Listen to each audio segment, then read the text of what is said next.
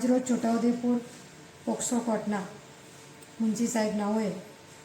આરોપી સંજયભાઈ સોનકાભાઈ રાઠવા જે રહે જેતપુર પાવીનાઓને સજાનો હુકમ કર્યો છે। આ કામમાં ફરિયાદની હકીકત જોવા જઈએ તો આ કામના જે ભોગ બનનાર છે તેઓની ઉંમર 8 વર્ષની હોય છે અને તેઓની માતા ફરિયાદી બને છે। આ કામના કહેવાતી હકીકત એવી છે કે આ કામના ભોગ બનનાર ધૂળેટીનો તહેવાર હોય અને તે તેના મિત્રો બહેનપણીઓ સાથે ધૂળેટી રમતી હોય છે। તે વખતે આ કામના આરોપી આ જે ભોગ બનનાર છે તેઓની માતા પાન પડીકીની ગલ્લો કરતા હોય ત્યાં આવે છે અને ભોગ બનનારને ખેતરમાં લઈ જાય છે અને ત્યાં ભોગ બનનાર